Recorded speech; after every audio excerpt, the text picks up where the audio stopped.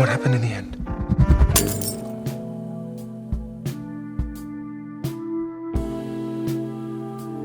I give you my word. Hello everyone. Welcome to this last roundtable about artistic values and ecological impact. I would like to invite my dear friend Carolina Joussois to introduce and moderate this roundtable. Hey, how are you?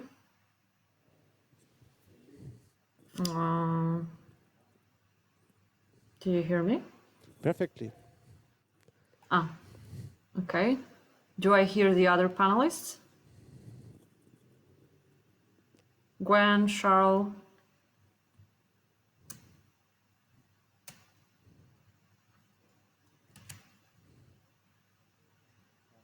No, I don't. I can put some more volume. Is it better here now? Okay, Charles, now Sorry. I hear you. Okay, and Gwen, could you say something? Yes, can you hear me? Okay, now I can hear you. Okay, and Alexis is there with you, Pierre. Okay, now when we are all set technically. So, hi again. Welcome to the last panel discussion within this final event of Jazz Connective project, which is organized by Le Periscope from France.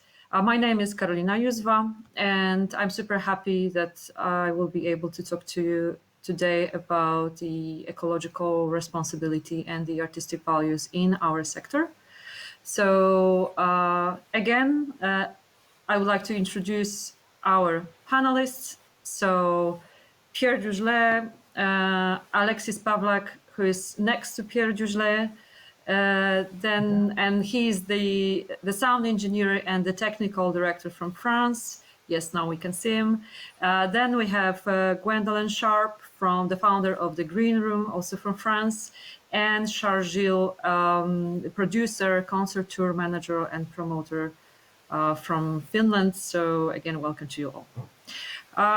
Although the initial plan was a bit different, we should be all in Lyon now, and we should hang out in the new room of Periscope. I'm super happy that Le Periscope managed to pull off this event, and that it's been so exciting so far. The reason why we are not meeting today in person is pretty obvious to all of us. We are coming to an end of a very challenging year. It's been only 9 months since we met at the British Jazz Connective edition in Birmingham and London, and it feels like 3 years because so much have changed since March. As we keep on focusing on the results of the pandemic, and we are thinking about the results of the pandemic because, you know, it turned out that lots of things that weren't possible turned out to be possible within the week, and the closing of flights and closing of venues and everything. But as we keep focusing on the results of the pandemic, and we put aside the very reasons of why the pandemic has happened in the first place and what has caused the pandemic. And as the expert of United Nations and World Health Organization emphasize, the pandemic is a result of our destruction of nature and of devastation of nature and of generally our imbalanced relationship with nature as human beings. And instead of, you know, yet realizing another reason to protect the nature, we kind of put aside the ecological urgency and the government's fight COVID, causing even more pollution. That's why within the project with Jazz Connective and then with Footprints, we focus on ecological responsibility and how we could introduce the ecological responsibility to our lives and to our work. And this is the topic I would like to talk to you today with Gwen, Charles, Alexis, and Pierre So maybe let's start first with the short introductions. If you could tell us a few words about yourself and what you do. So Gwen, maybe we can start with you. Thank you, Carolina, for the introduction. And hi, everyone. So my name is Gwen. I am the founder of an organization called The Green Room, which is based in France. We develop creative strategies to support environmental and social change in the music industry. So to do that, we work mainly with musicians and technicians, supporting them mainly with low carbon touring. And we also work with music venues, festivals, networks, and music conventions. So we carry out assessments, awareness raising actions, also trainings and operational studies on our practices in the music industry in relation with environmental issues. And on a personal level, I'm also an assessor for an organization called A Greener Festival, which is based in the UK and which is helping events and the live sector to improve sustainability. Okay, thank you, Gwen. And Alexis, from the Periscope studio in Lyon, or from you're in theater, right now? No. So I am Alexis. I am. No. You hear me? Yes. Yeah, there is a small echo, but yeah, there's a small delay, but we hear you. Mm-hmm. I am technical director. I work for many venues, and I am here because I am interested during 3 years about carbon accounting, and in my work, actually, I would like to focus myself on how to deal with technical thing in the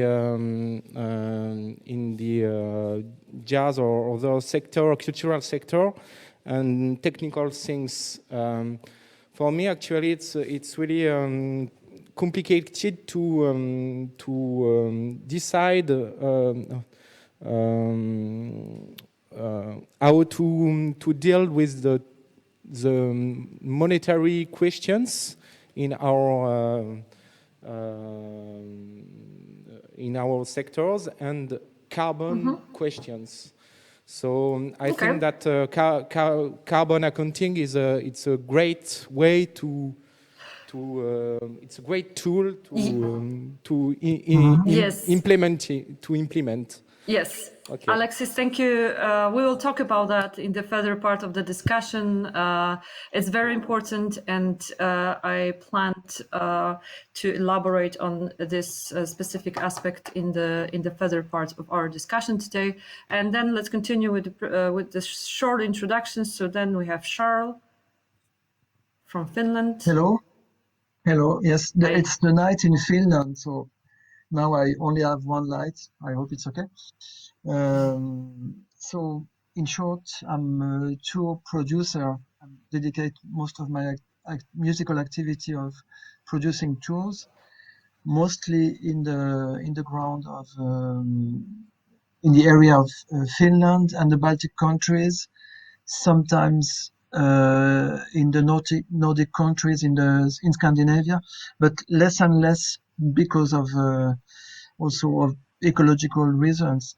My starting point when I starting to speak about slow touring is also I would say a quality of life touring, and then I notice of course quality of life is also a kind of ecology, and I started to think about reducing flying and things like that, but we will go on talking about this. And I've been doing this job for 25 years.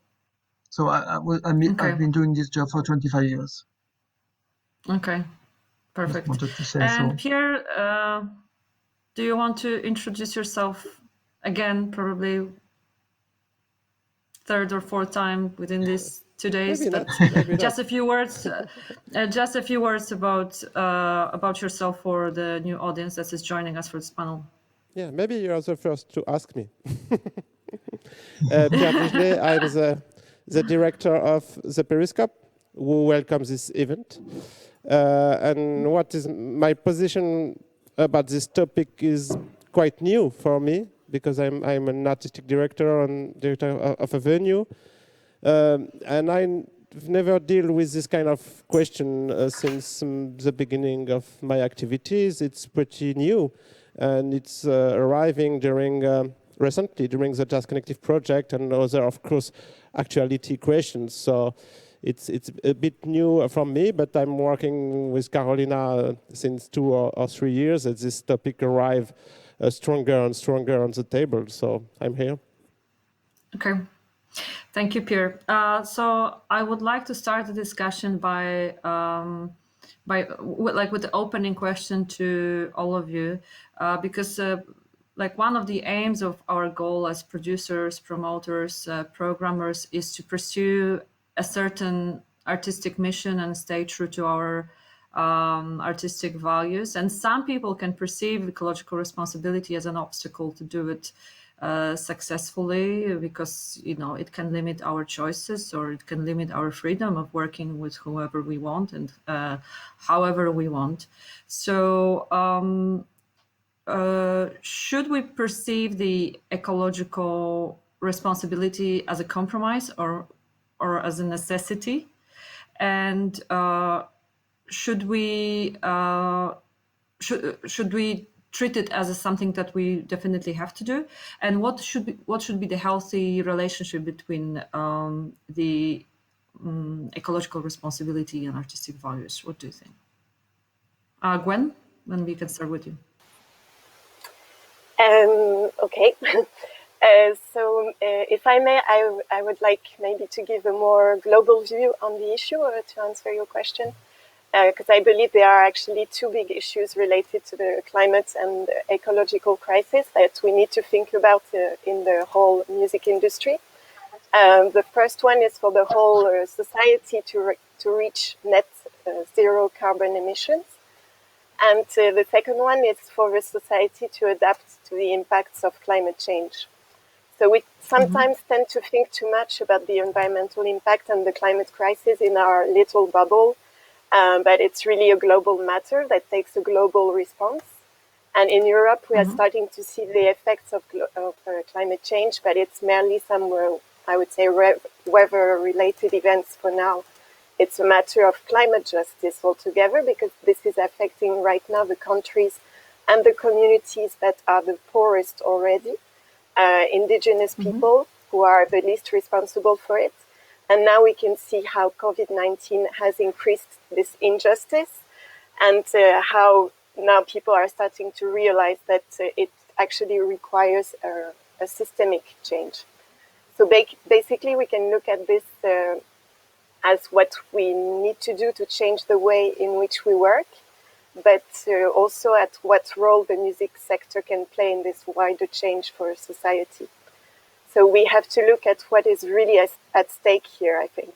And we need to change at all levels, especially in the way we plan and in the way we structure our industry, to make sure that it doesn't force unsustainable practices on musicians, bands and companies, and placing so much responsibility on them, like to cut out this or to reduce that. So we need to think of it as a positive change in the whole way in which the industry operates, and not to pressure on individuals or organizations to make sacrifices to enable the current situation basically to continue as it is. Thank you, Gwen. And Pierre, what do you think? What is the balanced relationship between the artistic responsibility and artistic values? Yeah, as Gwen said before, nearly the same point, but I want to say that before to start to talk about the ecological impact of the artistic production, it's for me absolutely necessary to define what is produced and its qualities. What are we talking about? What is the cultural product? What is the cultural creation? What is artistic, the artist works and the artist creation. Maybe it can be easy with, for example, food products. The objective is to preserve these necessary food products while reducing the impact of their production. But if we want to do the same with music and creation, we want to define what we want to keep, what is the objective, what is the artistic value, and after when we define that, we can work on the process of production to make it better with the same objective of quality.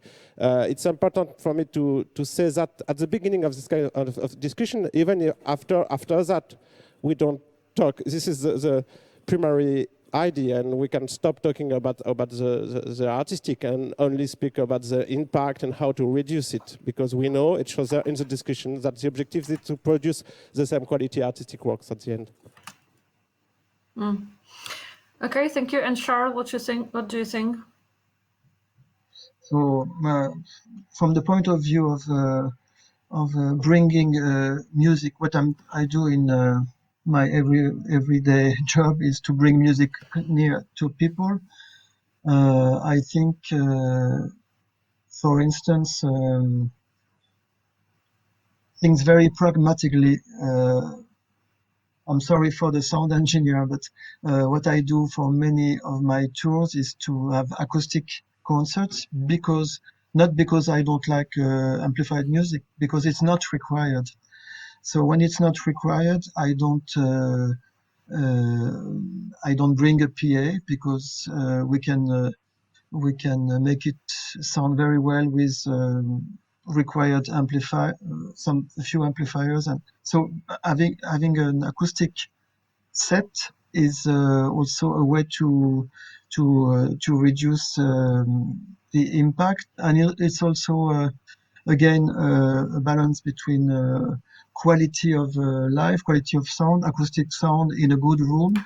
A lot of concerts are like bands I bring are like chamber music bands, and sometimes even if they are rock bands, they can do very good concerts without necessarily a PA.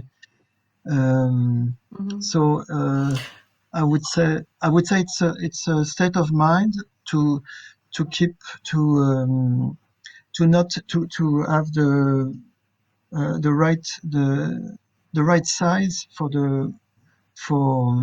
anything I do. So maybe maybe a tendency nowadays is to always think big, and think big is better. I think we really need to change this as a starting point. And of course, the starting point is the artistic proposition. So also the ecological approach has organically yes, come exactly. out of your Organic activities. Yes, it's what okay, and yes. So and Alexis, what do you think? What is the balance between Charles, the artistic I agree. Yeah. Charles, I agree with you. If you don't need to have a PA, don't use a PA. For me, the question is too problematic. It's a issue with optimization, and the second part is reduction. Optimization, I agree with you, Gwen. It's question of planification. It's the cultural sector or music sector has to think the way they plan to do the things, and they have to think with long-term visibility, long-term way of do the things. It's the only way to think about carbon reduction for me. It's real complicated questions to deal with, and to make the good optimization, we need to have time to think about it and to have a long-term visibility. And the second part for me, I agree a little bit with Pierre, questioning the artistic values. I think that if we don't need to, we need to reduce our consumption of cultural products, really. I think that the cultural products are a lot produced today, and for me, if you want to reduce the carbon impact, reduce the productions. It's the simplest way and the more efficient way. So if you want to reduce it, what is what we keep? So it's a question of aesthetical questions on what we need in our common, on human common, what we want to keep. What is the only film you want to keep for your life? And this question is very important for me. I think it's the most important question. So if we cannot, if we cannot do it, I think that we all must discuss about this and find maybe aesthetical criteria and carbon criteria to deal with, to find the good balance. And because our sector is very, we have a lot of financial partners, a lot of government supports this sector. I think that the governments have to manage and to manage the financial supports to two questions. Artistic values on carbon impacts. It's my area. Okay, so I think we all agree that it's not the compromise anymore, but a necessity, and it's inevitable that we have to reform our sector, which is connected with the lots of ideas and preparations, etc. So in order to do that effectively, we have to talk to our stakeholders and convince them that it will bring them long-term benefits. Gwen, you've worked with a lot of institutions and organizations as a consultant, and you help them to limit their environmental impact. Could you tell us how do you encourage organizations and institutions to work with you, and how do you talk to them about the long-term benefits that this approach brings? Yes, sure. First, I just want to say I'm really happy that Alex is with us on this panel, because I think it's quite rare that we invite technicians, and I think the idea of sobriety, especially when we deal with energy, is so important. And it's something that artists or even agents, producers don't take so much into account because it's not their job also. But there's really, I think, a huge, that's the good news, I think. There's a lot of opportunities to make things better. And we can see just now, while discussing between each other, how we can see things that we probably didn't think of or that we don't have the knowledge of, and how we can just work together between all the stakeholders. I think that's the first step. And that's what I try to say when I start to work with organizations, is really talk to your stakeholders and think ahead. This is also something I would agree with. It takes a lot of planning, and it's quite difficult right now to have this discussion with organizations because of the situation, the uncertainty, especially when we plan tours. Right now, it's difficult to project ourselves in the future, but also we have more time to think about it. And well, I would say that it also depends where you are based, because there are countries where you have organizations like Julie's Bicycle, like, you know, in the UK, or Creative Carbon Scotland, that can support cultural organizations and institutions on those issues, also economically. If I take the example of France, because we are here today, I would say we lack general guidelines to have this conversation with venues.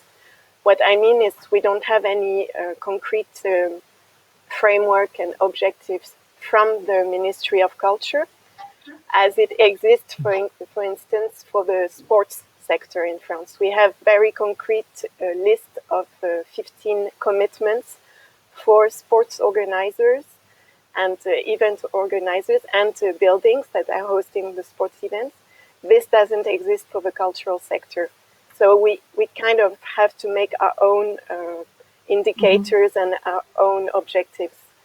There are, of course, some international norms like the ISO 2012 one, which is more for sustainable management, or you have like a greener festival for festivals that are giving some kind of labels and helping them.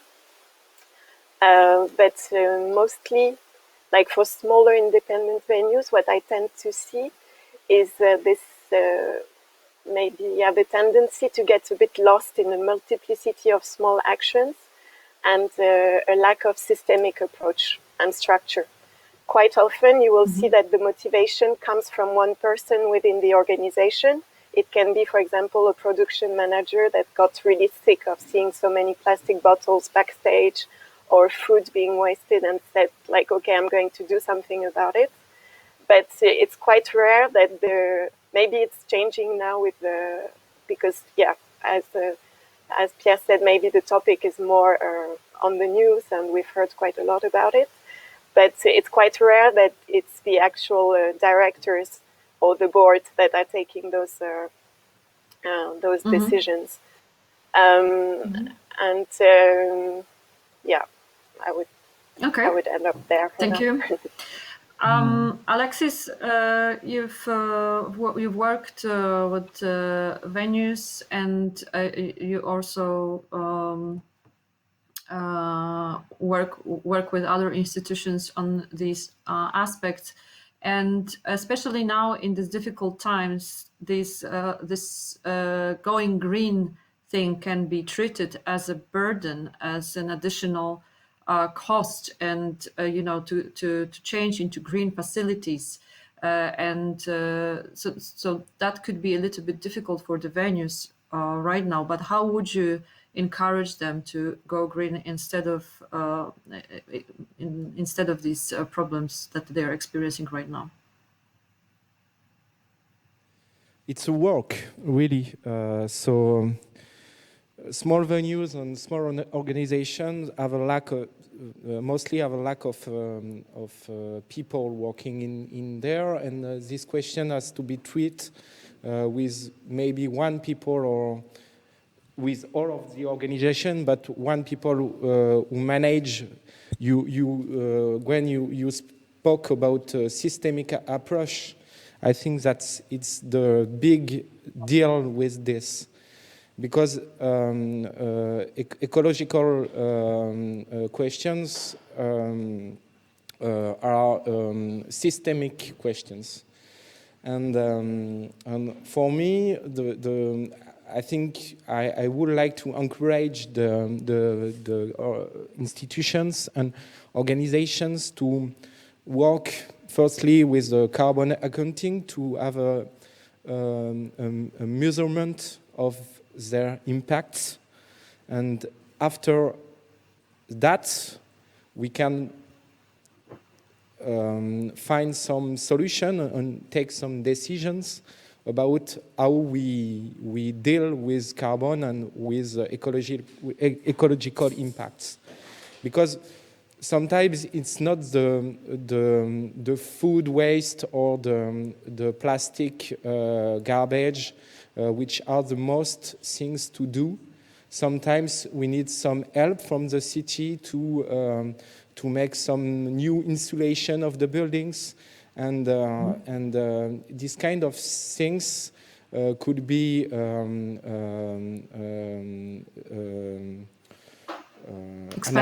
analyzed with carbon accounting, and maybe it's the first thing. If you have the courage to to find interest in this is the first step for me. Mm-hmm. Pierre, would you like to add anything as a producer and director of the venue? Yeah, maybe Alexei tried to convince me first with his new ideas and his perception since many years.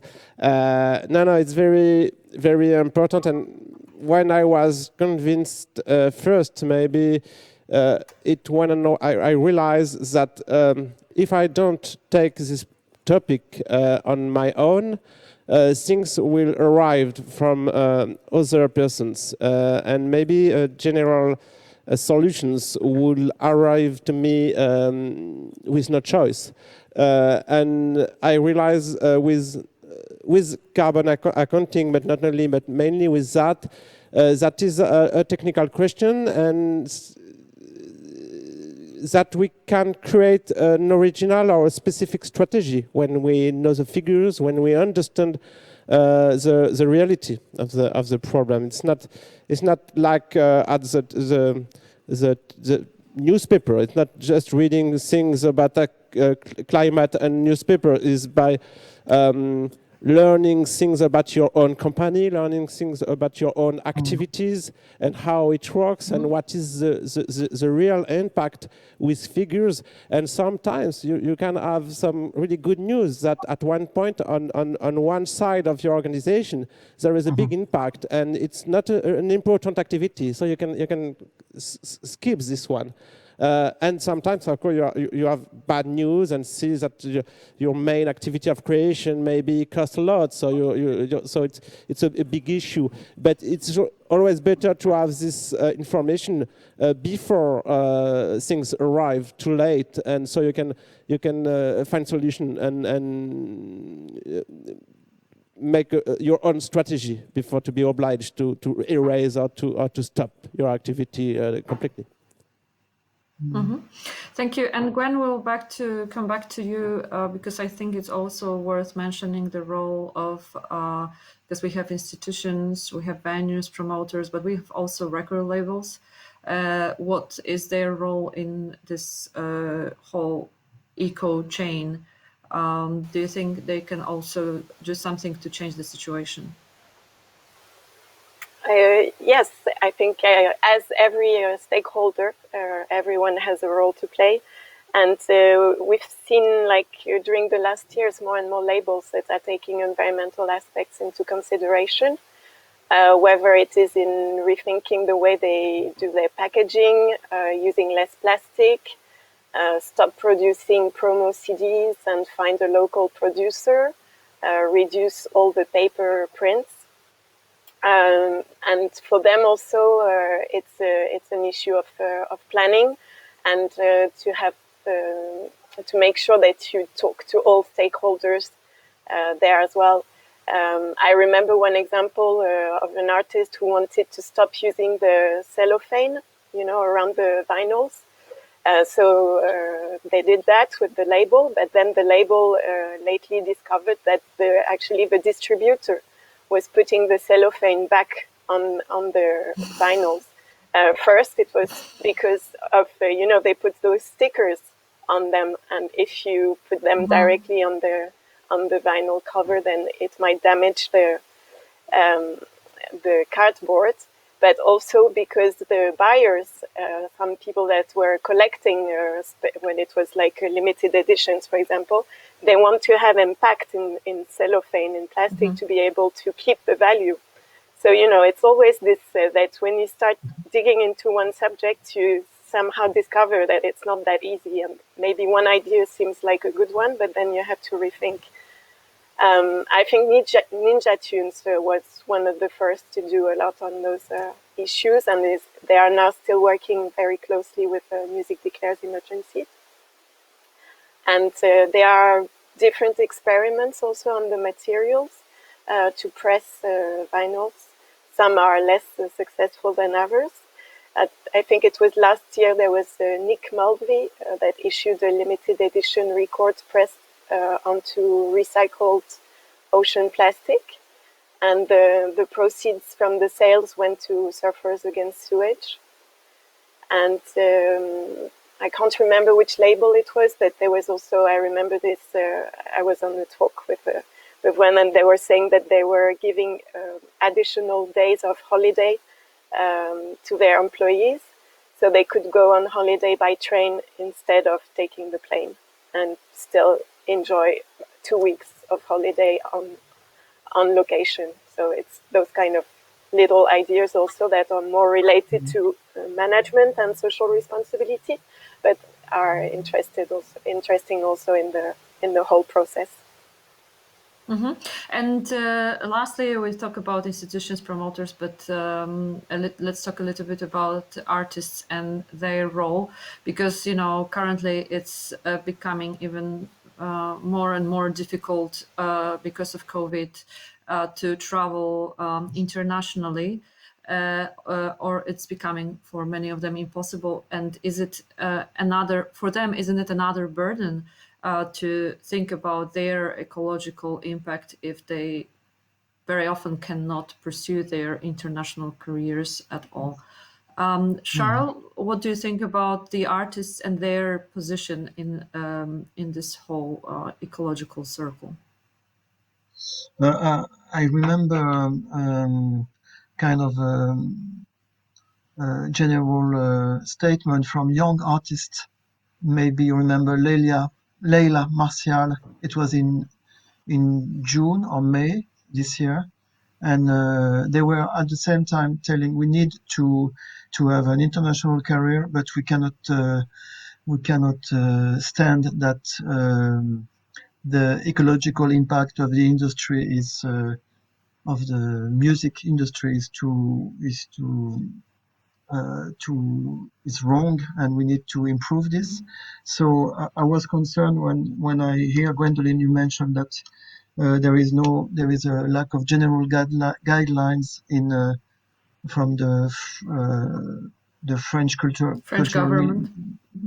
French government in general, and the Ministry of Culture. I think this is one point which has to be really. We need a big change in that field. And when you see young artists, musicians themselves, saying that we have to stop, we have to change something, it's I'm really I want to react to this and to think about these issues from the point of view of the artist. But I know also that, as you mentioned, Carolina, now there is nothing to do. We were supposed to do a tour right now with Daniel Erdmann's Velvet Revolution. We were supposed, thought about one year ago, to do all the trips by public transportation from France to Finland. And then, of course, through the year, the whole process changed, and they took one plane to arrive and one other plane to leave. There was nothing else to do because a lot of concerts were cancelled, and still we were able to do the tour. So we agreed with the artist that we should do this, but we could not achieve it this time. And also there are many in Europe political issues also. So everything is linked to each other, and I think the only thing I see from my grassroots level is to keep on. As you said, you mentioned organic way of doing. It's really I like this organic double meaning of Concept. organic. Yes, concept, because it's the way. It's the only thing I think about. I also want to. You were right, Alexi, when you said too much production.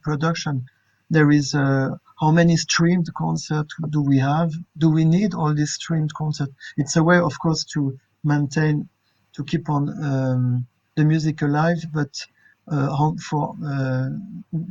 Jazz Connective, of course, is paying the artist to make the streaming, but how many artists are paid for the streaming? So it's this is the balance. We should stop producing things when they are not even valuable for the owner of the artistic, for the author. This is if we come back to the beginning of all this. So we have an artist producing music, and now it's as we know, music is everywhere, but nobody is paying for anything. It's the same with photography. It's the same for so. There are many different things, but I think that artists are aware of the, at least artists I'm collaborating with. So we were aware we wanted to do a tour with public transportation, but we could not do it. Okay, thank you, Charles. So we talked about how to convince some of the stakeholders about the importance and long-term benefits of embracing this approach. And let's talk a little bit about how we do it and about the methodologies and about the mechanisms behind that. Alexis, I would like to start with you. In your Jazz Connective article, you are describing the carbon accounting method as a tool for measuring ecological impact. Could you tell us, please, a little bit about what's carbon footprint accounting, possibly in a simple words, as I'm sure it's a complicated process, but if you could tell us a little bit. It's much complicated for me to speak it in English, but I will try. So, okay, what is carbon accounting? The aim of the carbon accounting method is to inventory every quantity and greenhouse gas emissions for a year. So, second question is, what is greenhouse gas emissions? You have many greenhouse gas in the atmosphere and produced by anthropogenic activities, and we use one unity of measurement, which is the carbon, but we have many greenhouse gases. The idea of the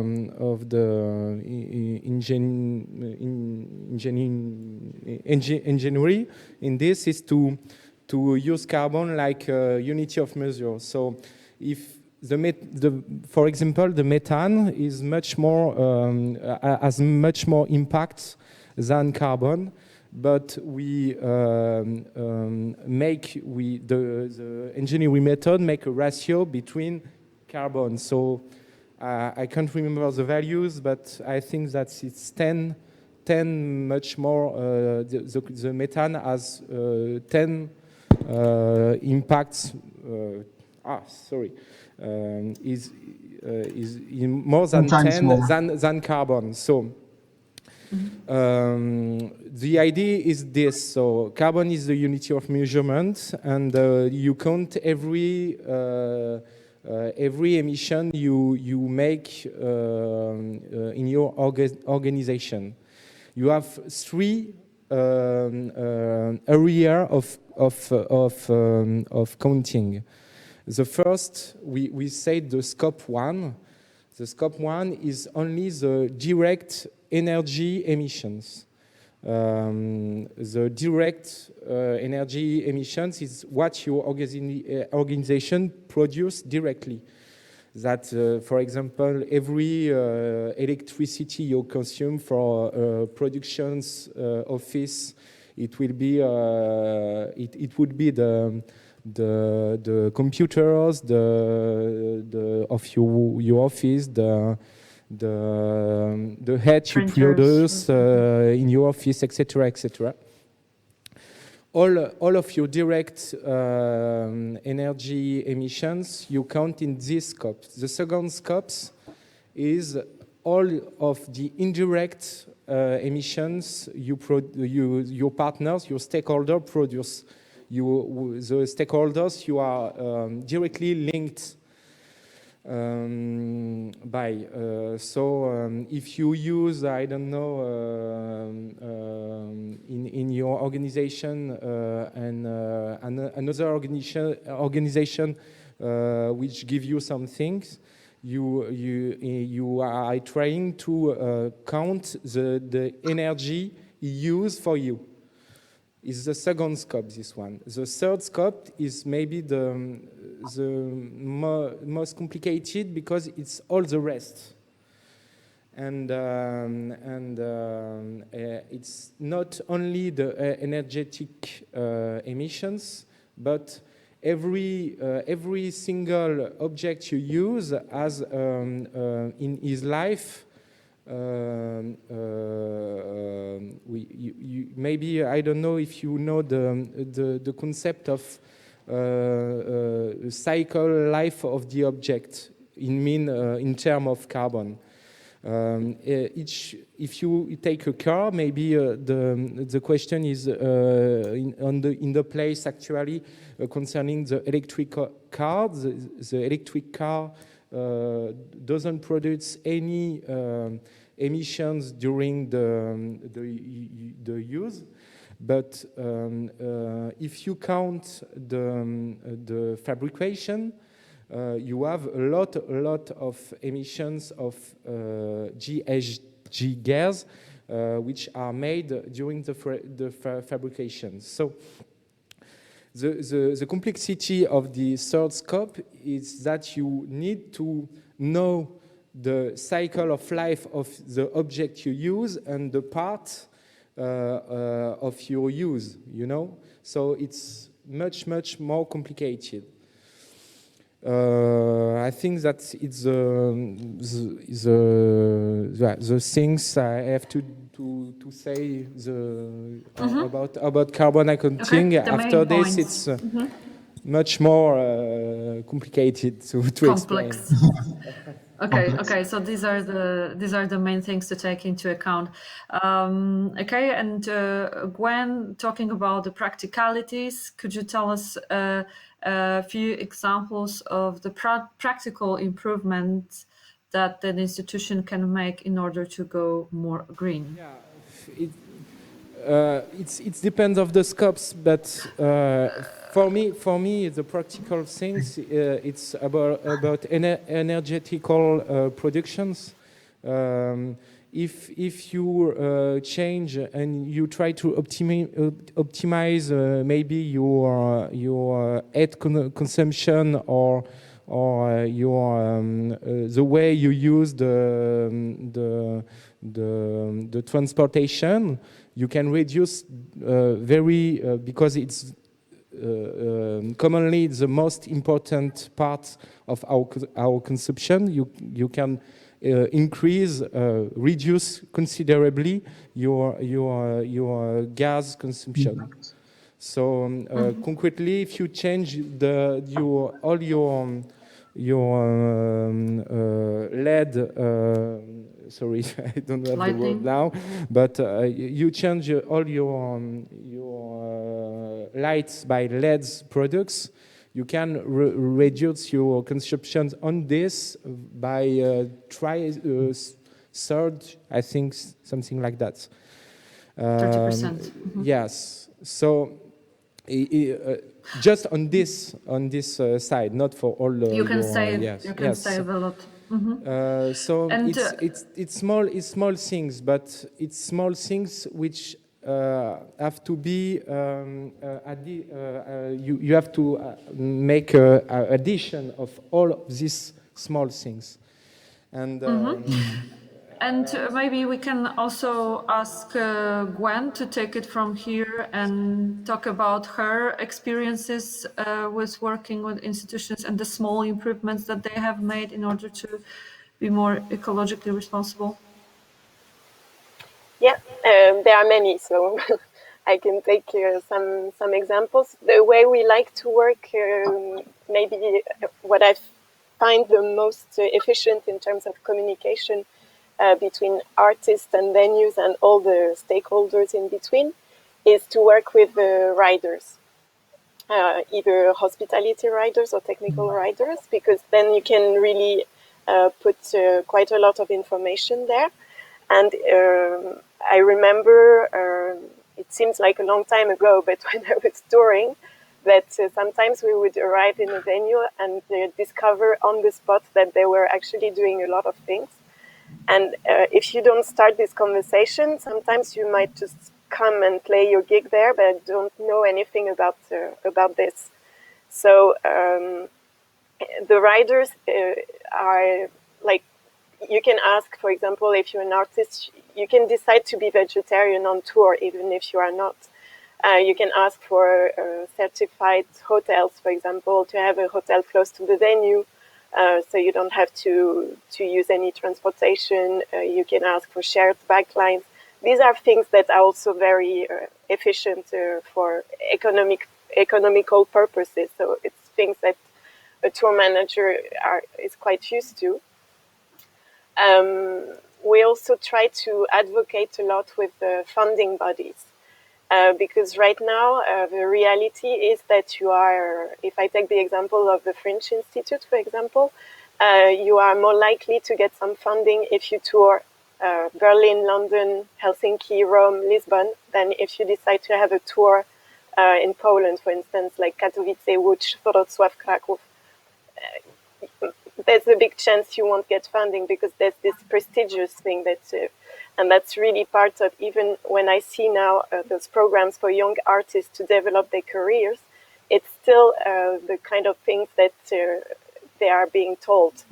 So if we also change with those bodies, with those organizations that are doing those programs, even European programs, I think that's what you are aiming to, but that you train all the artists and the stakeholders on this, and this is going to help, I think, to change a lot. We have to talk also about exclusivity clauses. That's a big issue. Now we see those exclusivity for big territories. It's even on the scale of one country. So that's totally counterproductive for slow touring or for thinking of playing more gigs or doing more things locally. And also trying to focus more on other things than just tours, to do longer residencies, to think of maybe doing more master classes. And this is where all the networks are very useful. There's also other issues that need to be taken into consideration. For example, all the visa issues. Who pays also for the additional days of traveling? And it's much more difficult if you are, for instance, in the Balkans or in North Africa to reach somewhere by more ecological means than it might be in Europe or Central Europe, for sure. Okay, thank you, Gwen, for this. And you you mentioned the slow touring concept, which is super interesting, and I want to ask Charles to say a little bit about that, because with the COVID-19 we were forced to change our life patterns and work patterns a bit, and we were forced to do things more slowly and more consciously. And Charles, you coined this concept of slow touring, and you've been putting that into practice for many years now. So if you could tell us a little bit about your experiences with slow touring and how it started.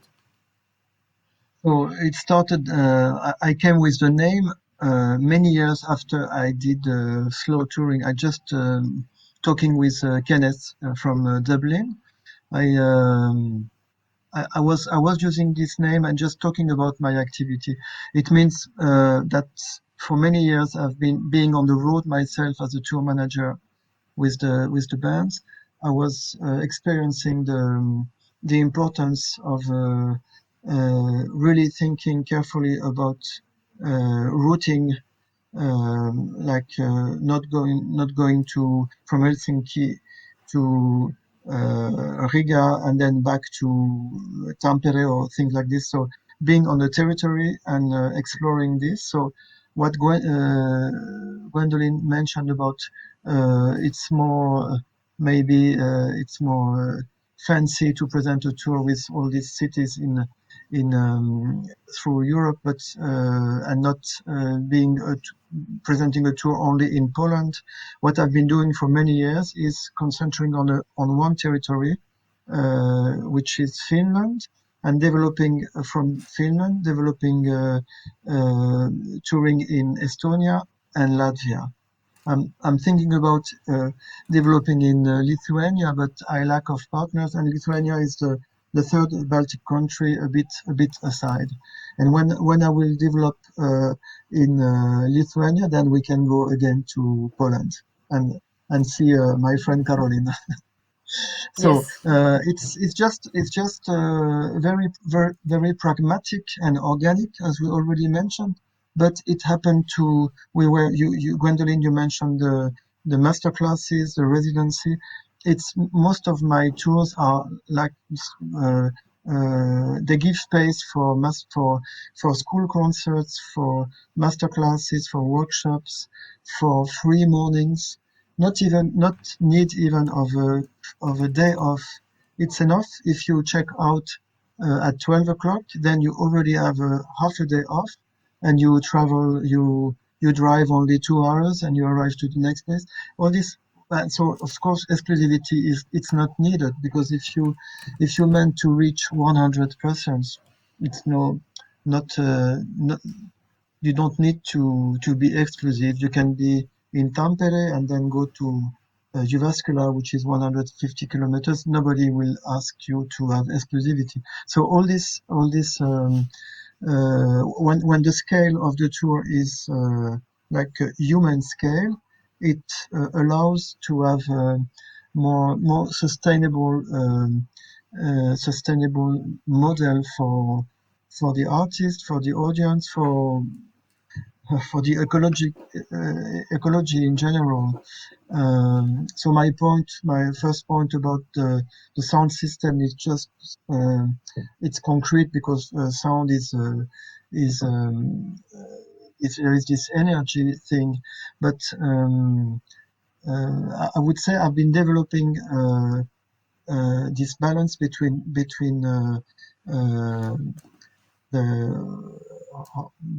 the impact of the way you spread the music, and the way you also we're talking about moving. So we drive with car, but we don't go back and forth. We really drive carefully, because we want to rest also. So I could speak long, but maybe there is an article yes. about it. Maybe it's enough, I think. Yeah. To understand. Yeah, and I know it's. I can ask our audience to go into Jazz Connective website where they can read about your concept of slow touring and the examples of the tours that you've done in your career.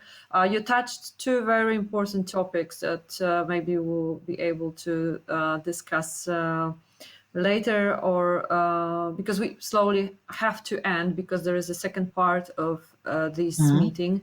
But exclusivity of some of the programs or festivals is a super difficult and important topic, and of course the role of networks that hopefully we'll be able to discuss later, or next time we are going to meet.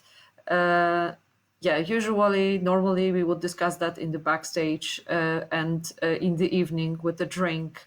This is the online thing. So when we are done, there's no backstage this time. Yes. So Pierre, I think we have to slowly come to an end of that, because we have to start we need a few minutes also for the others to join us, yes? Yeah, but we can have 5 minutes more if someone in this roundtable wants to add something. Okay, so we can have a few minutes more. We can have 5 minutes. Yeah, that was... the question of maybe we already talked about that a bit during the discussion, but the question from me, the question of ecology must be related to the social responsibility and societal aspect, society topic. As Charles describes with a very practical, true description, is the reality. What is the life of a musicians, of a live music musicians? How is paid? What is his job, and how he travel to do that? And it's an important question to discuss with the musicians. And maybe, of course, we talk about that topic, that we have to go through the whole sector to see how we can do something for the ecological impact.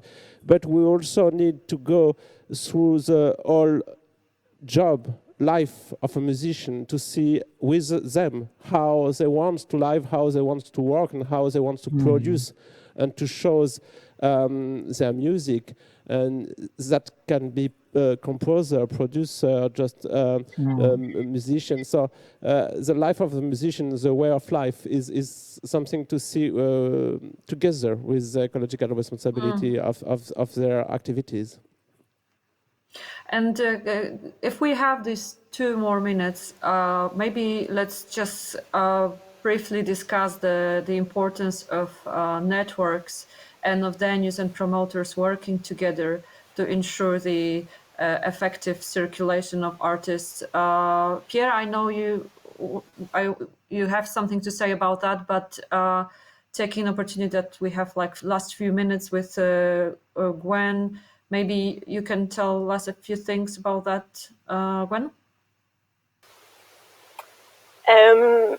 Yes, well, I was just thinking also, I agree with what Pierre was saying. I think it's also very important to think about it, of course, for musicians, but also for technicians and for all of us, the way we work and how we interact in this. I've seen a lot of festivals that are quite pioneers in the question of ecology, but when you look behind, you see that they don't really pay correctly their technicians, or they are not that good with gender issues and gender equality. So I think everything is connected, and that's where, I think the more we will work together and the bigger role the networks, and I think more and more European projects also are tackling this issue now, the more influence we will have. On the level of European Union, now there's also some thinking of the greening, the Creative Europe project and the Erasmus project. But we also have to be careful that the focus is not put too much on artists. For me, it's not that big of a deal if an artist takes a plane, really. It's not the most important thing to tackle. No. And if we focus too much on this, but not on the real problem, which is maybe infrastructure for public transportation. We didn't talk about renovation of buildings, but this is a very big issue also, especially that a lot of our cultural buildings are heritage buildings. So there's a lot of issues on this. So the more we will cooperate, the more, we cannot achieve this alone for sure. So that's quite basic. We have to work together.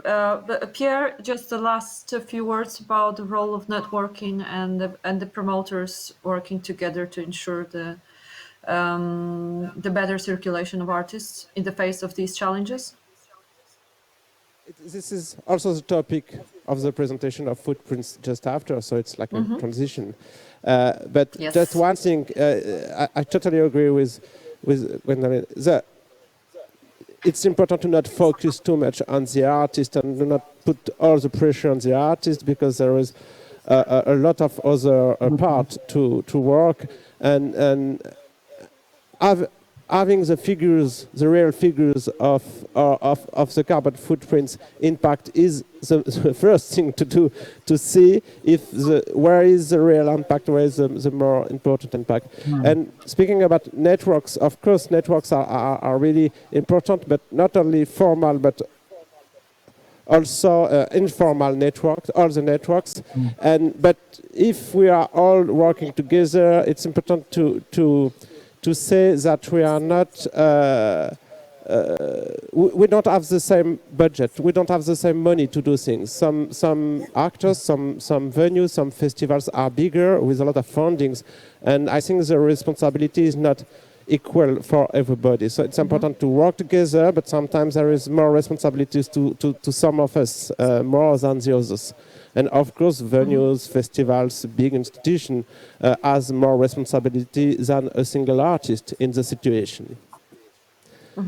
Carolina, maybe you can make a short conclusion and go to the next topic for us. The conclusion of this topic is not easy. It's always too short for this topic, but it's for us with Carolina and for all our partners. It's also a beginning of new project and new practical solutions. Yes. Yeah, and I think that we can finish with this idea that the music sector maybe not have the biggest footprint impact from in comparison to the heavy industry or industrial farming, but I think there is still a very strong need to reform the way we live and the way we work as promoters and as producers, and to play an important role in this worldwide movement and be an inspiration to other sectors. So we can start as a jazz and creative music sector and give an example to the others. And I think this is super important. And we started talking about that with Jazz Connective project. This being one of our, especially it was during the Finnish edition that we focused on that. That was organized by Charles and his organization. And then we decided to embrace that more and to develop that area in the second project that we are beginning soon, which is Footprints, which would be focused very strongly around ecological responsibility. So, guys, thank you for a nice discussion.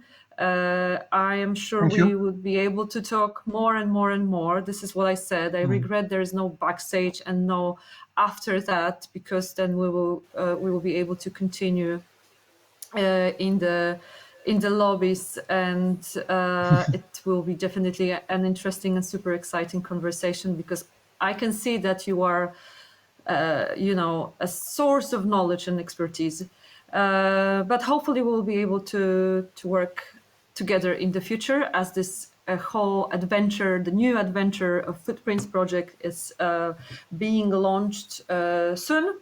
So thank you again. Thank you, Alexis, for this intricate explanations of carbon footprint accounting, and Gwen for all your experience, and Charles for the slow touring concept that should be, embraced by more and more tour managers around Europe, and hopefully that will happen. Pierre, we are going to continue. Disconnected for a few seconds. Yes, we have to disconnect for a few seconds, and we're gonna be back to the studio. No, I'm kidding. So Gwen and oh, I wanted to say that. Yes, Gwen and Charles, you can stay with us and listen to what we are about to say, and we will have our partners from our partners from Footprints Project joining us in a minute. So a few minutes break. Thank you. Thanks.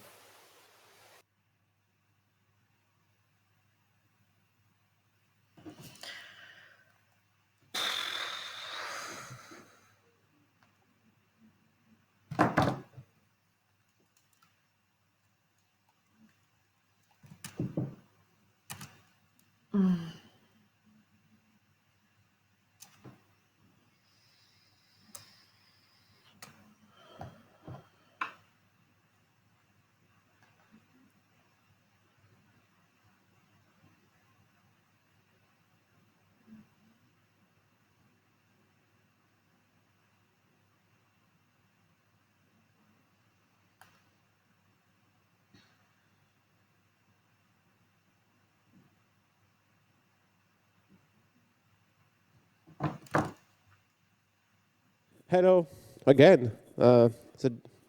we are connected. we are connected after a few seconds. We are just connected. Yes. Yeah, the technical team is incredible. Yes. So, hello everyone. Oh, there is an empty case. I've disappeared. Who is missing? Oyvind is missing. Hello everyone. Oyvind. Oh, he's here. Yes. Hello everyone. Hi, Oyvind. Hello. Hello. This fantastic team of new partners. Hello everyone. In front of your screen. Once again, it's too bad to not have you all here in Lyon, but it's a good thing to continue to speak about topics, and it's a good thing to have new projects together. So end of the week will be the end of Jazz Connective after 2 years of travels and fantastic meetings and artistic discovered. But now this is the end of this first project, but maybe in the middle of the project Jazz Connective with Carolina, with Bogdan, with other people, we already have new ideas to do new things. And so we arrive directly to a new idea for a new project. After this project Jazz Connective, with a lot of discussion, roundtables, a lot of really interesting topics, listen to each other, learning from each other experiences. With Carolina, we imagine and we manage to create a new project, maybe more on practical experimentation, by choosing few main topics we discussed during these 2 years. So with Carolina, we will try this afternoon to present you for the first time, not for the first time. We did it one time in a short presentation in Wood this summer, but now it's the really beginning of the project. So we really want to introduce you this new project called Footprints. It's about training, it's about circulation of artists, it's about networking, and it's about competences. If you don't mind, Nastasia, could you put, we have few slides with the new logo of the project. That's the official announcement of the logo. Where are the glasses and the champagne? I don't see it. Yeah. Next time. Footprints, sustainable music across Europe. So there is a lot of ideas with this project. The first thing is that 2 years what was not enough for Jazz Connective. So for this new project, we go for 4 years because so we have more time to do more things. This project is mainly about shaping new models for music sector. We will see that in a few minutes, not the whole music sector, but with this idea of a global sector, not only about our music.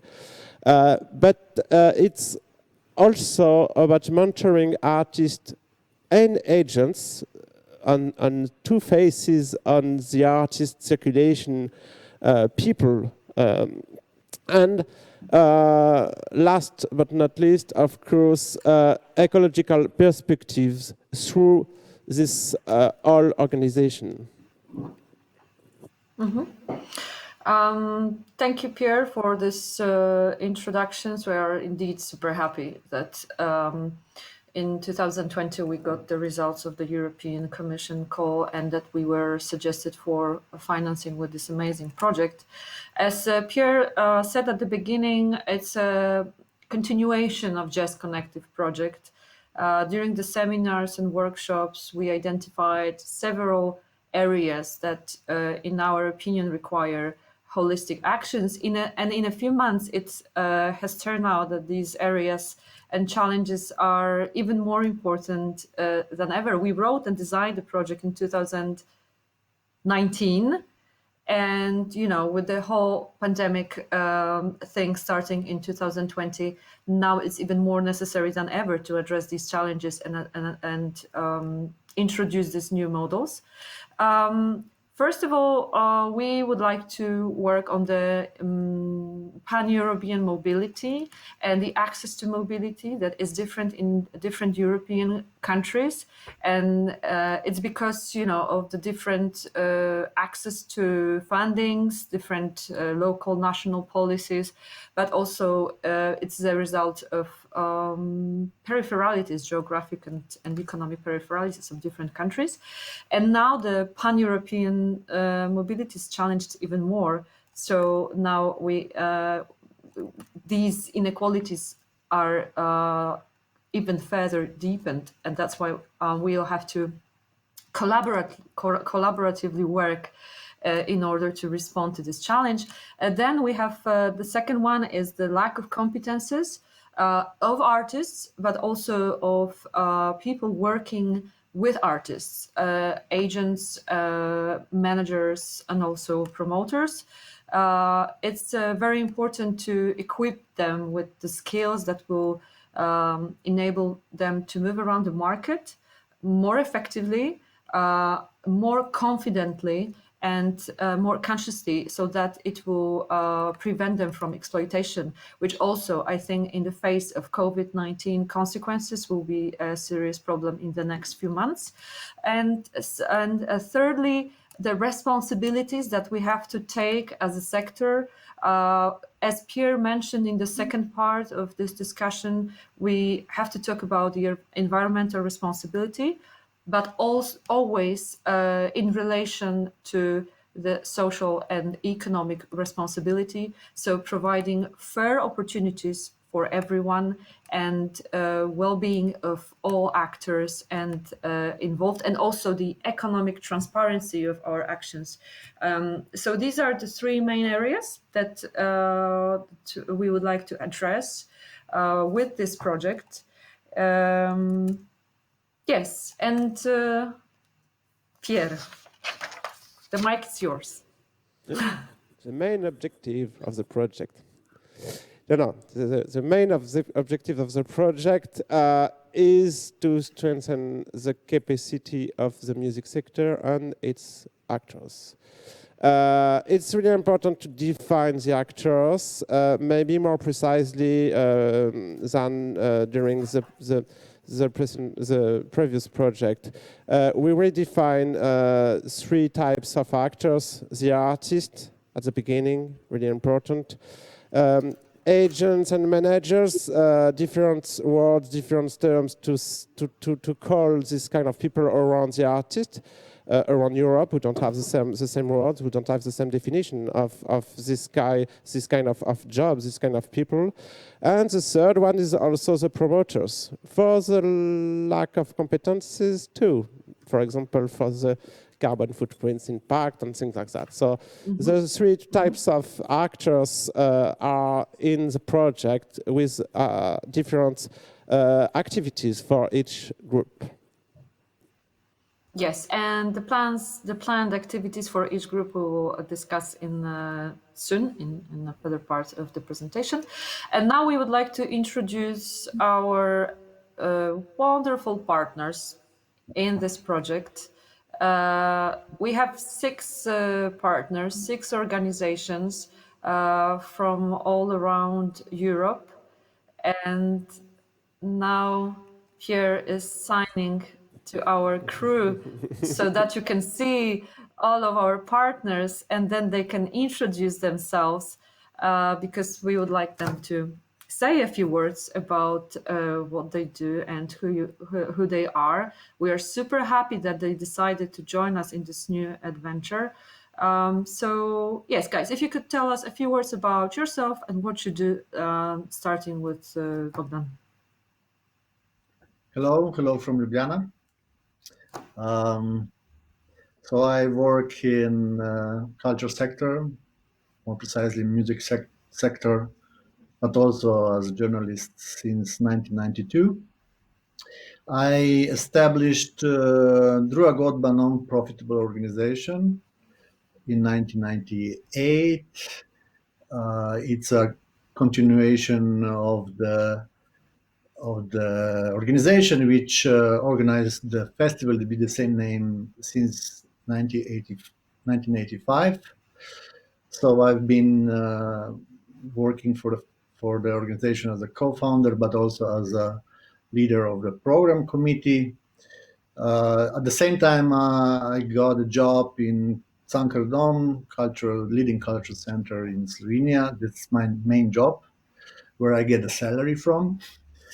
And in Cankerdom, I'm in charge of jazz, world music, and all non-classical music, ballet, and opera. So we have another person for that part. And within Cankerdom, we also produce Jazz Festival Ljubljana, which is one of the oldest in Europe, and I also work in tandem with nowadays Edin Zubčević from Sarajevo as an artistic director of the festival. Okay, thank you, Bogdan. Good to have you again in our next project. Okay, then we can Helga, if you could tell us a few words. Hello, my name is Helgi Huntecker. I'm living in Vienna.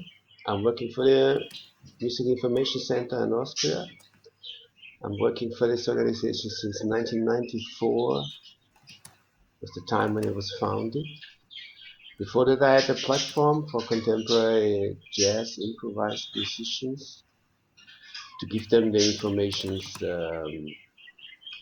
about all the festival promoters clubs in Europe. You should know at that time the internet did not exist, so it was a certain kind of secret knowledge. And as I was studying sociology, for me it was very important just to let the information flow for everybody. I'm working since 1994 and I'm doing different kind of projects nationally, internationally, and I'm trying to give the information about the music sector to the younger and older musicians in our country, and trying to keep my knowledge flowing, because when I'm dead, nothing helps with the knowledge I have now. Okay. Thank you, Helga, for this promising introduction. Then we have Øyvind from Oslo Jazz Festival from Norway. Øyvind, good to see you. Hello, hello everyone. Good to see you all, and thanks for inviting us into this project. It's super exciting. I'm Øyvind Skjermen Larsen. I'm the artistic and managing director of the Oslo Jazz Festival, a festival that's been running in Oslo since 1986. In a normal year, we produce about 100 concerts spanning over a week in Oslo. 15 different venues, about 15 different venues, from the smallest ones of 50 capacities to the biggest one to 1,500. Trying to be all over the city during week 33 in August. Myself, I started this a year and a half ago as the director of the festival, and before this I spent 6 years working for the Jazz Forum Office, a federation for musicians, festivals, and jazz clubs and big bands, Jazz Federation in Norway, working international projects such as the Nordic Jazz Commons that we took to Paris and Berlin and London and the Nordic countries as well, and working the Jazz Ahead project in 2019 before I left for the Oslo Jazz Festival. So yeah, different kinds of international projects over the years, and I'm also a writer for Jazznet magazine and a part of the board of the Europ Jazz Network. So that's me in brief, and the festival. Thank you. Thank you, Oyvind. Thank you very much. And then we have Mieke from Bimhus. Hi. Hi, Hi. everyone. Hi. My name is Meike Loeve, and I'm the director of the BIM House in Amsterdam. When it's a non-COVID situation, we program over 300 concerts a year. Well, and I'm so happy that we can join Footprints. It's really wonderful to contribute to that, and I'm looking forward to it. Well, the BIM House has also a production house. We work on talent development. We organize productions for schools like jazz education stuff, and we have the annual composition assignment for a wonderful Dutch jazz composer. Diversity is an asset in everything we do, in our audience development, artists, the people that work at the BIM House, and our partners. The mix is the message, really. And I'm very proud also on BIM House TV. That's our digital platform. We've done that now for 3 years, and during COVID, well, we really developed the whole thing through. Well, yeah, and talking about COVID, I think the BIM House will survive. Government has helped us enormously to survive, so I'm very proud of that. And we are super happy about that because it's one of the most important venues in Europe. Okay, thank you. And I represent Bitfornia Foundation, and which is the organizer of Summer Jazz Academy, the festival which has been organized for the last 13 years in Poland, in the city of Łódź. And also I am the initiator and the coordinator of International Jazz Platform, which is the meeting for the professional artists that's been organized for 8 years. And every year we gather around 40-50 musicians which work in Łódź, in Bitfornia, with established artists, and we provide them the opportunity to share their experiences, to work together, to play together, and to learn from the best from the improvised jazz scene. Pierre, yes, Le Periscope. So we are two on stage today because I'm Pierre, the artistic director of the Periscope. But to be really simple, the Periscope is a venue, is a venue with less concerts than in BIM, but maybe 150 by year, but also a place of creation with rehearsal rooms and a lot of resonances. So that's the first phase of the Periscope, a place for musicians, a space for creation, and with a lot of concerts for innovative music, jazz, experimental, improvised music, and a lot of other things. But on another side of our project, we built another space since a few years, and now Garant Samieux is with me, work with me, and is in charge of this second part of the project. So I'm going to talk about the project called Lobster that started 4 years ago. It started just as a shared place between producers, labor records, and collectives of musicians to share some place, to have a cheaper place and a more official one. But for 4 years it has developed in a lot of cooperation and different projects, sharing experiences, difficulties, and skills. So we all grew from that, and today we are about 25 music collectives, record labels, and production structures. And we've decided to give an opportunity to people who cannot join us because we have to restrain a bit, so we don't have too many people and we still can work together. So we wanted to give the opportunity for people to benefit from all the skills and competencies that we have been managed to develop through the years, and that's why that's an important part for the Footprints project. We're going to add a little bit with our new program that we are going to talk about later, I think. Yes. Yes, we'll come back to you, Garance. Good to see you again. And yes, so Pierre, let's move on with our short presentation. And just to explain you the main participants and the main activities of our project. Yes. So thank you.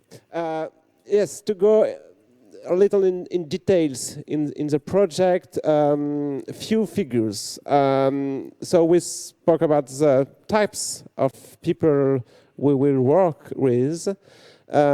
So for the agents, let's say the agents, even if the word is more complex, we want to train 12 agents in total, and 12 musicians, but 12 musicians with a lot of projects. So of course a lot more musicians around the 12 main musicians we will follow during these 4 years.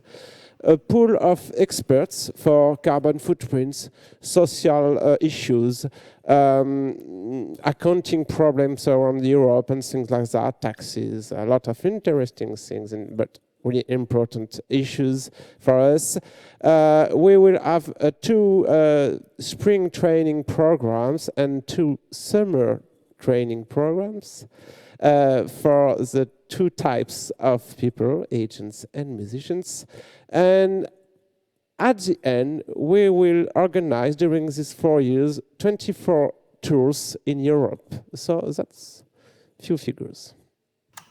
It's quite impressive. So it's all what you said. It's worth mentioning that we are involving 12 musicians, but 12 musicians and their bands are going to go on tour around Europe, so it will influence a lot of artists. Okay, and then we have a few main activities that we are going to implement within these next 3 years.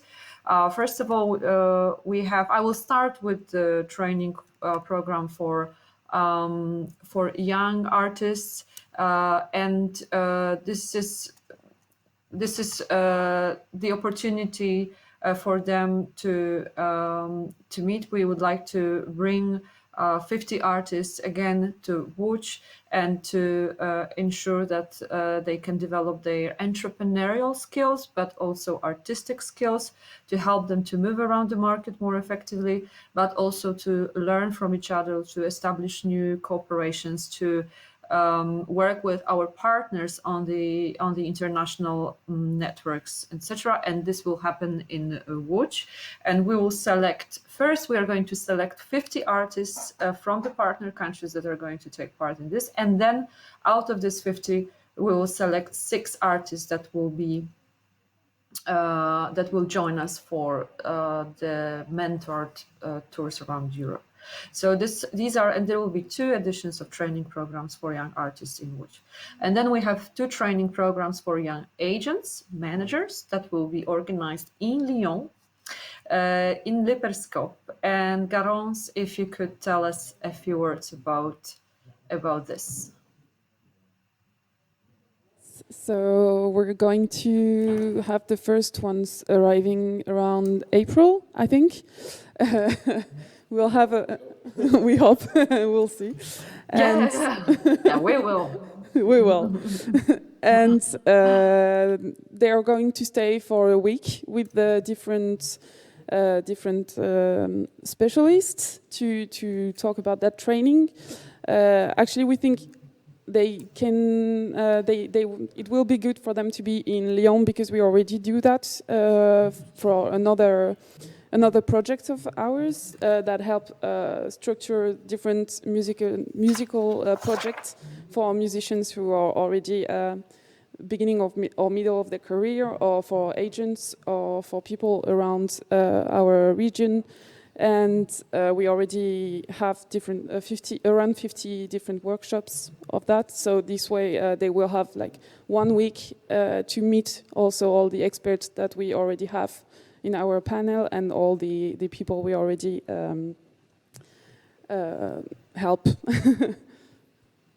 Yes, we will use our actual expertise by training agents and young structures. So we really want to increase competencies in a lot of different domains for the young agents and for their young company, because agents or producers or to managers needs to create a strategy, needs to create a really small company to start the job with a musician. So that's the goal of this training.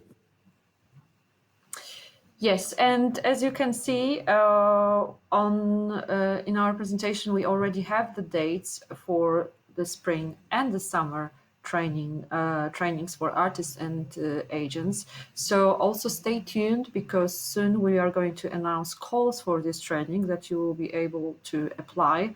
Then, so as you can see, April, then July 16th to 22nd in Łódź.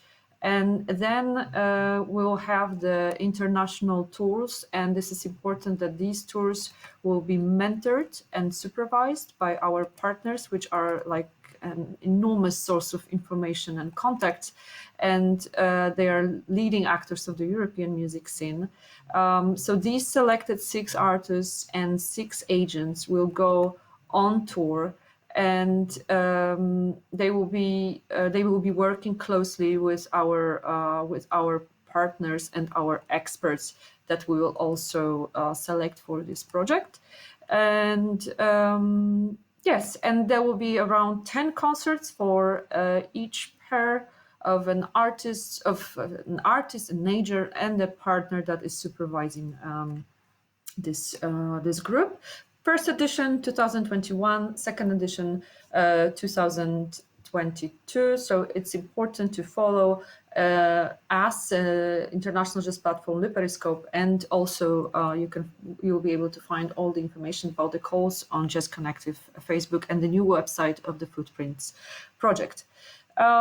Yes, so in terms of whom we are looking for this project, because around January we will announce the call for artists to apply for International Jazz Platform, and this platform will be different. It will be footprint edition of International Jazz Platform, so it will be much more developed.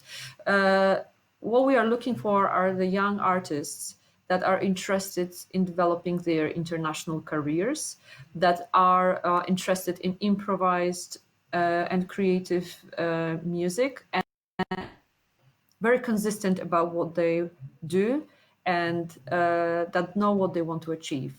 I think this consistency and perseverance is very important, and we will take that into account. Of course, we will also evaluate the artistic skills of artists applying and their export readiness, so whether they are ready for sending them on tours into different European countries.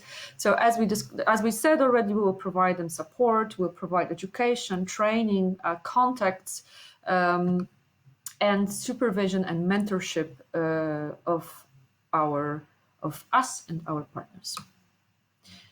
Yes.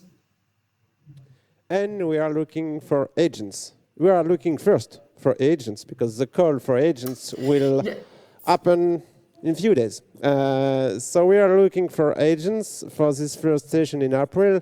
Of course, motivated and passionate. Agents who want to support young musicians debuting their careers. It's important to say that the agent could arrive with their own project, and we will create a duo with one of our artists of the program, but we will also train the agent for his whole activity. And the interesting point is that the agent will manage the activity during our mentorship during 1 year, and so he will be able to build his own catalog, to build his own project by discovering many countries, by working with a mentor, one of the partners. So he will have the training session, but also a lot of advices and a lot of contacts to develop his job and to create his job. And we really want to have different types of people in the program, because we know with the partners that our countries are different, the sector is really different. Sometimes the music looks like with the same kind of aesthetic, but for the professional aspect and the type of people working with musicians, it's really, really different with our different countries. So it will be really fascinating to see how we can work together with all the agents and all these different stories. Yes, and you can see the map of our institutions, how they are spread around Europe. So maybe Pierre, we will continue with you seeing the map, and tell me, because there are reasons behind choosing the artists that we are working with, and if you could tell us a little bit about the composition of this partnership, of these partnerships, and the institutions that we are working with.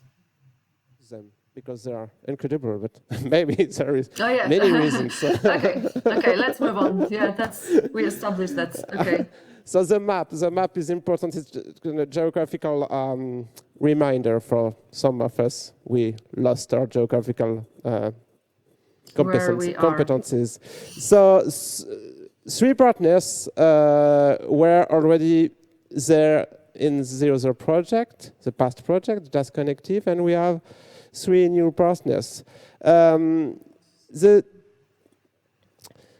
It's a really important distribution of all the partners in Europe, and we want to see our cooperation not only with cities or not only with countries, but more with geographical area. For example, the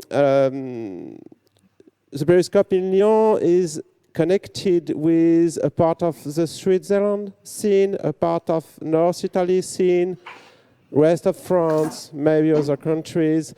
The interesting thing with Druga Godba in Ljubljana is that Ljubljana is the door to the all Balkans countries.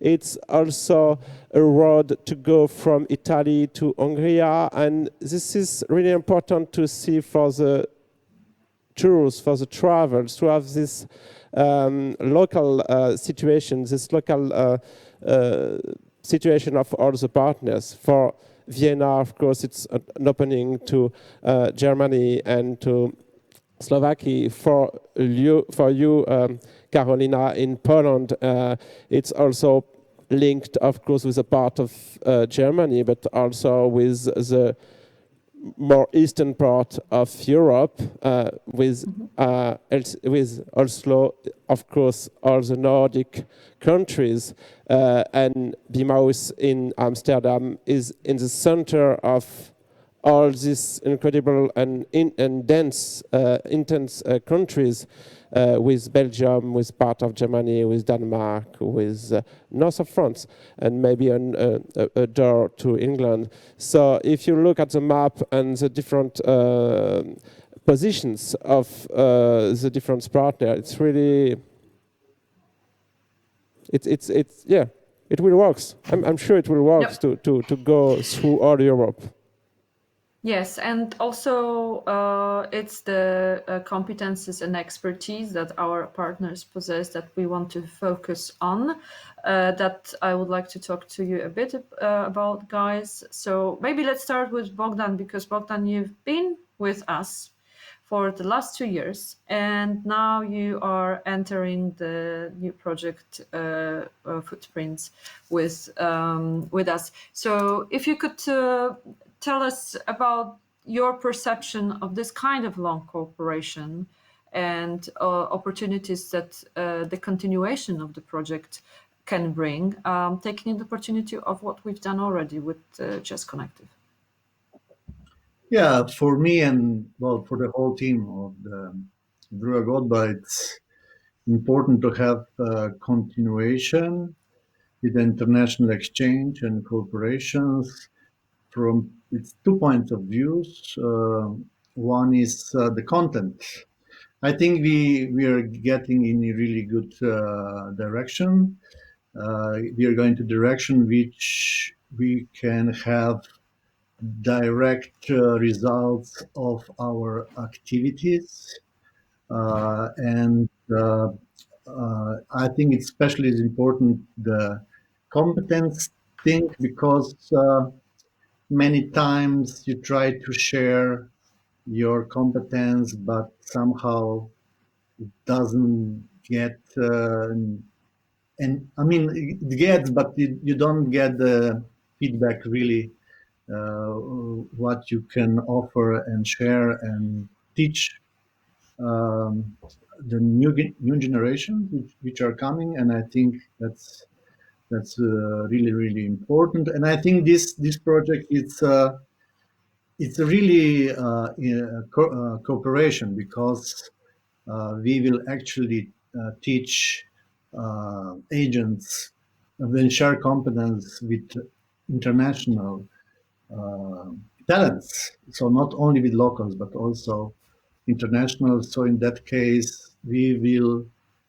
also get feedback from them, and we will learn more from each other. And it in a way we will build kind of new community, or we will add to the music community and to the music sector. I think that's very important. On the other hand, our situation in Slovenia is that non-profit organizations cannot get subsidies only for the main activity. If our main activity for Drua Godba is a festival, it's not enough to get the 4-year subsidy from the Ministry of Culture or City of Ljubljana. We have to work on international exchange as well, and we must give the results where we showed that we were successful in presentation Slovenian art, in this case music, also abroad. So it's very important to have international cooperation, and in that sense give more opportunities to music talents over here. Thank you very much. And maybe let's ask Helge, as Music Austria, you have lots of experience in artist circulation and export, and like building on this long-term cooperation that we are establishing here and the network that we are also kind of developing.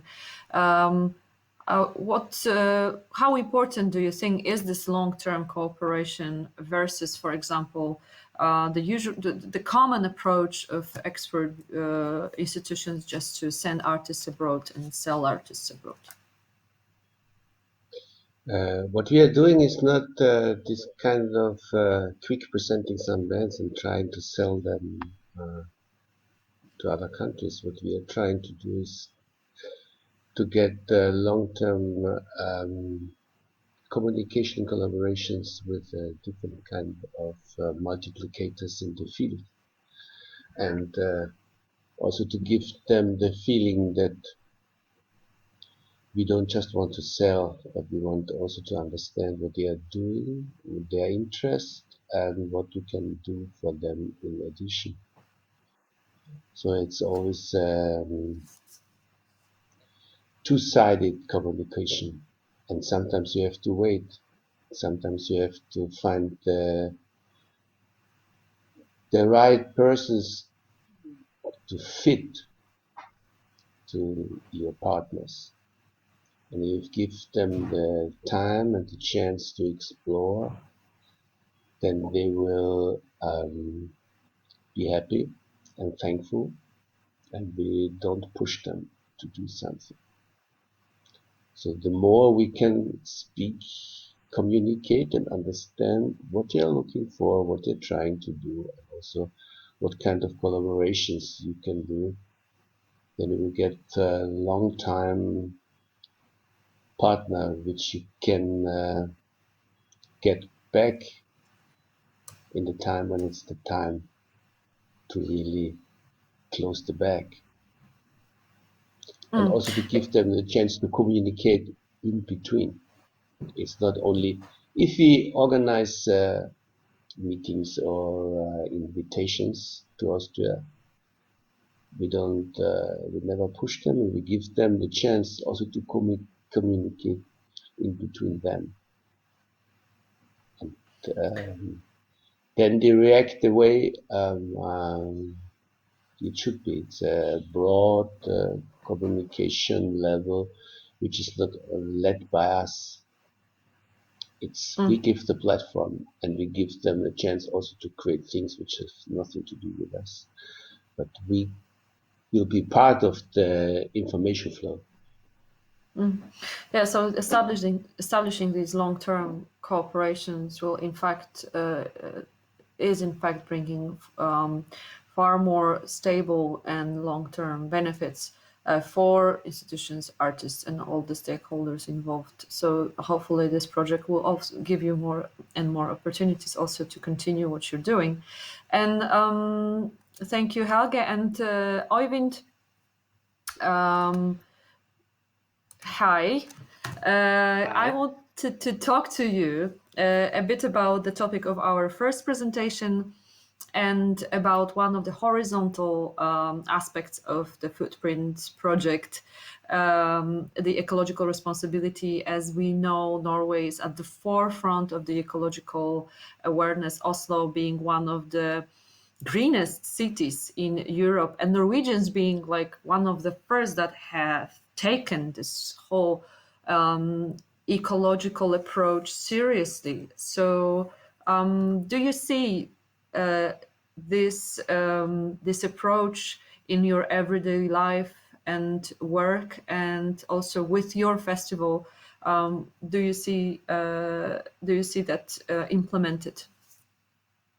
Oh, absolutely. We are part of something that's called the Miljøfyrtårn. Translated spontaneously, it's environmental lighthouse. It's a certification. It's a official certification you can have as a festival, as an organization. And we were among the first festival who were certified as a environmental lighthouse back in 2018. So our certificate is actually expiring in February next year. So we're working on a new report now.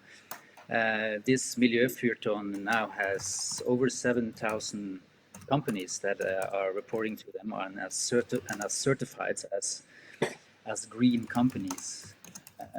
This means that we report our yearly turnover. We report how much we buy, the energy we use, the energy by square meter, and how many tons of CO2 we release in terms of transport and especially aircrafts of flying in artists. All these are reported to Miljøfyrtårn, and when we have the report and then we have a meeting, we're actually going to have a meeting with them now on Friday to see of the last 3 years' numbers and where we can improve. And as a festival, we've done several things with our partners. We have a sponsorship with the Jaguar e-cars that we transport the artists with. We have a sponsorship with Not Evo bad. electric bike. Not bad, no. The iPace is pretty good. And we also have a partnership with Flytoget, the flight express train from the airport. So we encourage all the artists to take the train from the airport to Oslo when they visit the festival. So we have implemented very different kinds of things, both in partners and also within the festival over since 2018, and we see it as an important step to be as ecological friendly as possible. It is as a festival, and we encourage the venue we use to recycle and to also be as environmental friendly as possible. We are working with green riders, etc. So we have many kind of parallels in this daily life for us. Yeah, I remember seeing the photo of you transporting Gart Nielsen's drums in the bike cart to the venue. That's exactly. Yeah, yeah. No, come on, it's great. It's Oslo is a capital, and as many capital, it's dense, and luckily the city is trying to make it as difficult as possible to have cars there. So to have a few transport bikes to pick up some drums or run for errands is extremely efficient, and it's fun too. Yeah, it's fun, and especially that Oslo is not such a big city that you can get everywhere by, in fact, almost everywhere by bike. Thank you. Yes, thank you, Øyvind, for this, and I'm sure we are going to use a lot of your experience and expertise on this topic in the project, and this is one of the most important horizontal values in the things that we are going to do. And Mika, you talked a little bit about the activities that you do as a BIM-hus, but if you could elaborate a little bit on the artist trainings and residencies that you do as BIM-hus, as this is also something that we are going to focus on. Well, there's we have the opportunity to work with a young artist for 2 years. It's all paid by the government. It's called Nieuwe Makers, New Makers, and the whole project is about developing the young composer and band leader. They're band leaders as well. They make their own stuff and they present it with their own band. So it's a real privilege to be able to contribute to their career for over 2 years, and to watch them grow artistically and as a human being. It is so rewarding, and I just wanted to tell you how it all brings beautiful light and energy in our organization as well, because at the BIM House there's so many people working that have wonderful skills on technical stuff like synthesizers and sound engineers. We have marketeers working, we have producers who know everything about contracts, and of course we have the artistic sensitivity to help them along. And me myself, I'm an old school teacher, so I can focus on whether things are compatible with their, with in line with what they want to learn. We provide coaching, as I told you, internal coaching, but also external coaching. So how are you going to be a band leader? What is leadership about? If you are in front of a huge band and all the musicians have your own age, what does it require to be a band leader, and at the same time make it a more democratic process, because you want to use all these beautiful voices of your community of the band. And then, of course, it's about network, and we're so proud that Frank van Berkel, the programmer, and I, we've done this whole project many times before in our previous working life, but now we can do it for the BIM House.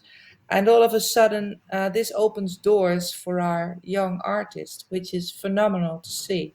All of a sudden, we have this network, and BIM House is a brand, so it helps their careers, and it helps them to develop audience for the future. So yeah, this is really interesting. And me personally, and I think Frank too, we're really looking forward to learn from our partners and to extend our European network so we can provide it for our young artists. So it's a benefit on all levels in many communities, I think. Yes, thank you. And I think it's worth mentioning that in the third phase of the project, so after all the tours and trainings are completed, we are of course going to prepare some case studies and summaries of what we've done, but also we are going to do the online courses that will summarize the trainings that we've done in Bimhuis in Amsterdam using your amazing venue and possibilities. Thank you. Can I add something? Yeah, sure. I just wanted to tell you that I have to leave this meeting. I'm very sorry about that because it's COVID. I have a board meeting, and yes, we are finishing. In fact, we are finishing. So if you have to disconnect and run away, you can. But this is exactly we are like it's don't at 5. consider me impolite then, right? Because I find it very No. Of course, we are finishing. We're about to finish. Thank you very much, everyone, for joining us tonight. We are really looking forward to doing this project, and hopefully 2021 will be more optimistic and promising for us, and that we will quickly, move on from the 2020 consequences. Pierre, would you like to say something at the end? Announce the next concert tonight from Ljubljana, and after tomorrow from London, and end of the week 3 days from Lyon in the new venue. Even if the new venue is not really finished, we will try to do something with the creativity of the camera to show only the part which is finished. Only the good stuff. So yeah. I hope you can see all this music in live stream, but after all, you can also listen to this music after on the Facebook page or on the Jazz Connective page. So yes, I give you the last word if you want, Carolina, to say goodbye. Yes, so thank you very much again for coming. I'm really looking forward to the things that we're going to do together.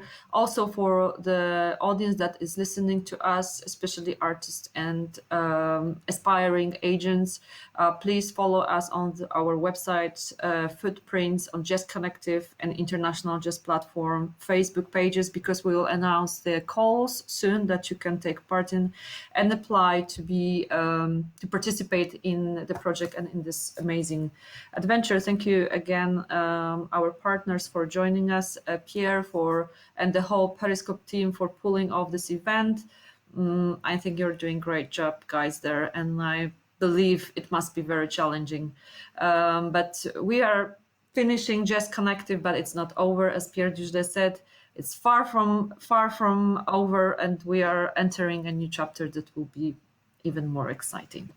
So thank you very much again. Thank you. Bravo. Thank you. Thank you. Nice to see and you all. Take care. You around. See you soon. Yes. See you soon. Bye. Bye. Bye.